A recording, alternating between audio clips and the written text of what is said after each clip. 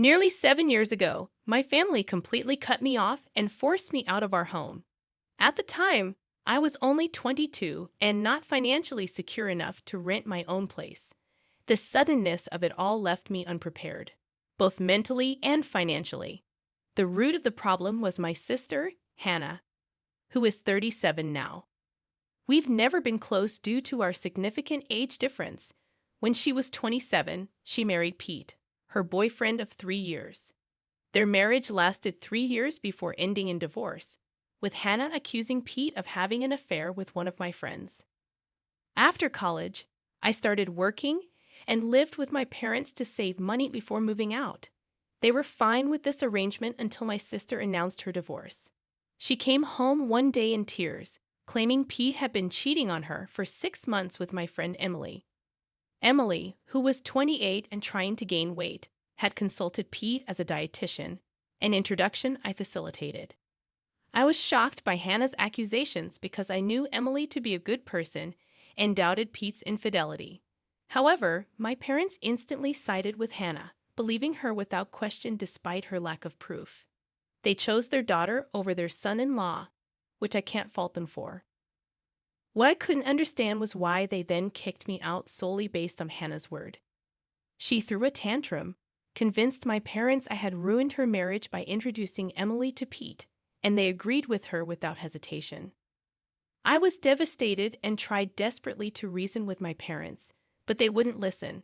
They gave me an ultimatum: leave voluntarily or be forced out. In just one day, I lost my family and my home. I sat sobbing on the sidewalk with all my belongings for an hour before gathering myself and seeking refuge at a friend's house for the night. For days, I tried to reach my parents, but they ignored me. Thankfully, my friend allowed me to stay until I found my own place. Unfortunately, my parents firmly believed I was to blame for the divorce.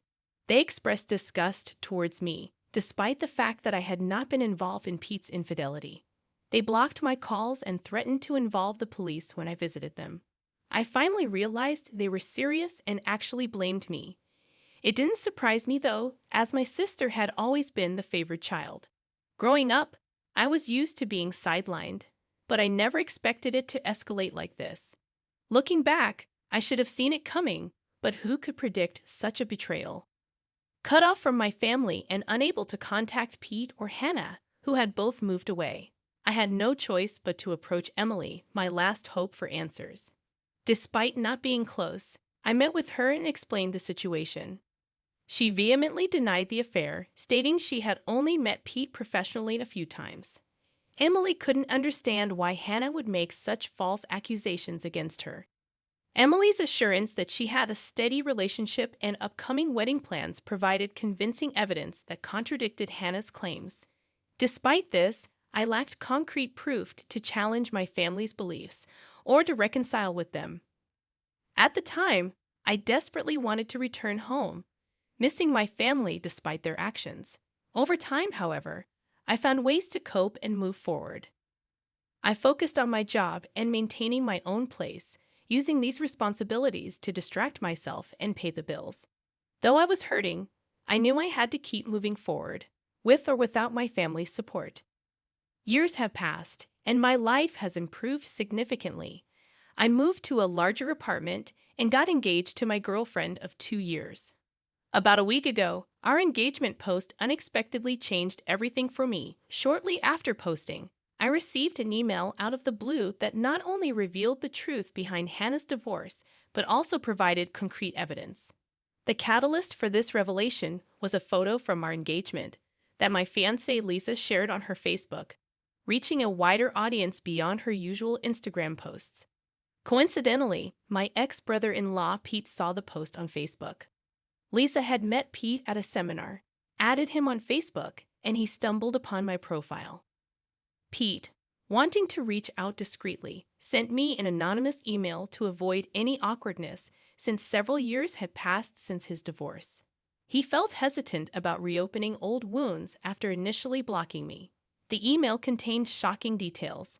Hannah had been cheating on Pete with a friend of mine, Frank, the cashier from a grocery store near Hannah's house.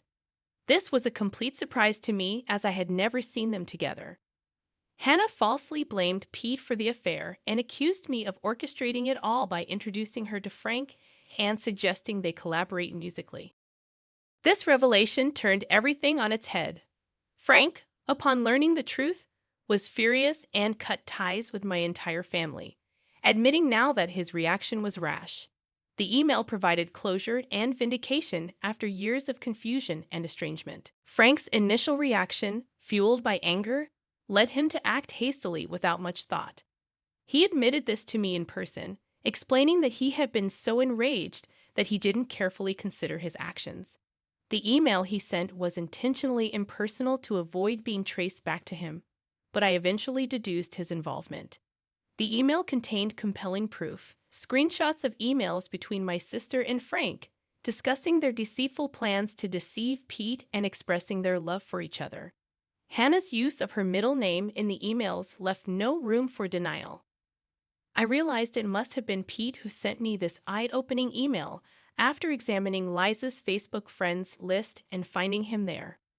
Upon connecting with Pete, we met recently and he disclosed that he learned the truth from Emily, who he had met a few years back. Emily, unaware of my perspective due to my request for confidentiality, ultimately enlightened Pete about the divorce. Pete expressed regret for not reaching out to me sooner, citing his discomfort with the situation. Despite Pete's occasional embarrassment, I forgave him as I needed his support to confront my sister. Hannah had manipulated our parents for financial support during her divorce and scapegoated me to divert attention from her infidelity.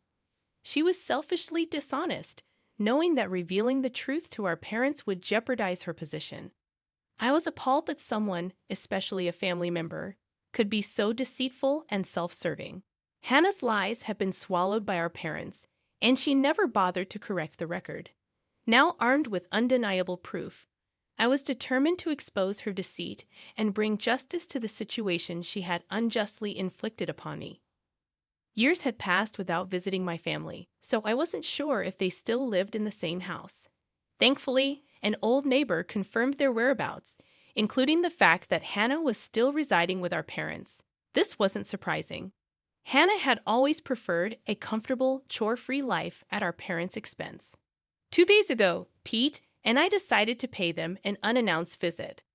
My mom opened the door, clearly caught off guard, as we swiftly entered the living room where my dad and Hannah were present. Initially, the atmosphere felt like a reunion, but it quickly soured as my dad threatened to call the police unless we left immediately.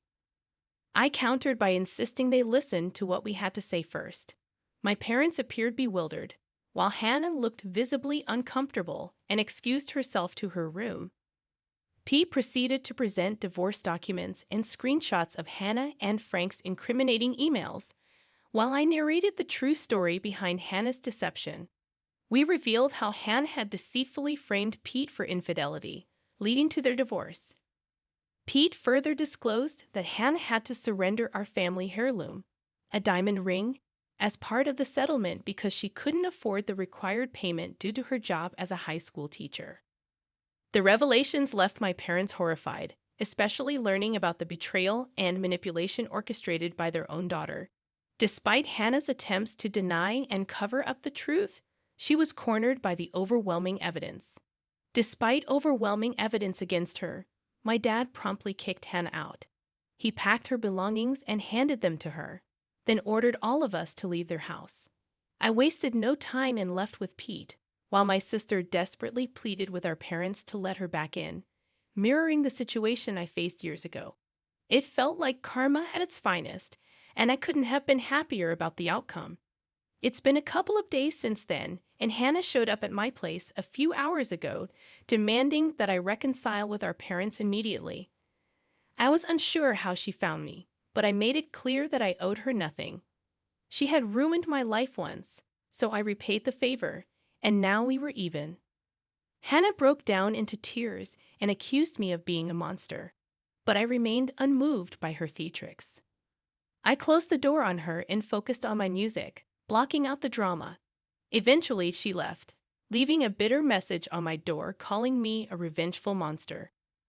I don't see anything wrong with my actions and feel no remorse. Hannah seems convinced that I'm the villain, but I simply confronted her lies and deceit, unlike her manipulative behavior towards me in the past. What do you all think? Was I justified in exposing my sister's lies and getting her kicked out 7 years after she falsely accused me of causing her divorce? Despite a week passing since Hannah was kicked out, she continues to bother me incessantly. Today alone, she called me 14 times until I finally had to threaten involving the police for her to stop. I'm not sure how she got my phone number and address, but I'm not particularly concerned about that at the moment. Hannah is attempting to evoke sympathy from me, claiming that a school teacher's salary isn't enough to sustain her. However, I believe she's simply upset about having to find her own place and cover her expenses now that our parents have cut her off. Frankly, I don't feel sorry for her. In case you're wondering, yes, I've blocked her number multiple times, but she seems to be getting around it by having her friends add me to conference calls. As for my parents, they're just as bad, if not worse, than Hannah. They found me on Facebook, saw my engagement post, and suddenly want to be part of my life again. They even express a desire to attend my wedding, despite not having apologized for their actions. I find it baffling that they have the audacity to make such requests, but I'm choosing not to engage with them. Lisa and I have been amused by their texts, as it's difficult to believe they're serious. The situation is rather sad for them, but I'm focused on moving forward with my life without their interference. Hannah once again showed up at my house, despite my warning of reporting her for harassment. I was getting ready to leave for work when she dramatically threw herself across the hood of my car, refusing to move until I spoke with her. Frustrated, I ended up calling the police this time. They took her away while she screamed and cried, attempting to portray me as the villain. However, her theatrics didn't sway anyone, and after pressing charges, I left for work to avoid letting the incident ruin my day.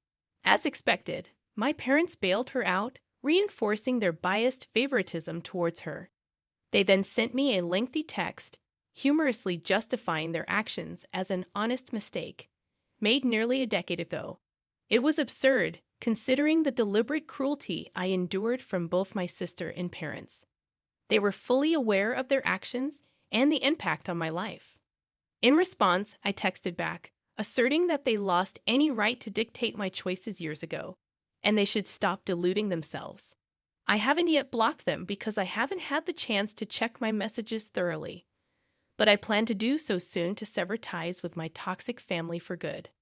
I returned home from work and checked my social media, only to find another lengthy message from my parents. Lisa and I read it together, both amused by their delusional words. It's comical how they still believe we're a family and expect me to reconcile with them after all they've done. They proudly announced that they've taken Hannah back in and declared that both their children deserve a second chance. As if I had ever been in the wrong. While they welcomed my sister back, they assumed Lisa and I would join them for dinner to sort out our differences before the wedding. It's bold of them to assume I want them at my wedding at all. Lisa and I had a good laugh at their message before I firmly responded that I have no interest in anything they've invited us to. I made it clear that I've been fine without them for the past 7 years and don't need or want their forgiveness or presence in my life. I blocked them for good, no longer finding their attempts amusing. I'm content with Lisa as my family now. My parents and sister have always been self-centered, and I doubt they'll ever change. If they try to contact me again, they'll be hearing from my lawyer. I've moved on and won't allow them to disrupt my life any further.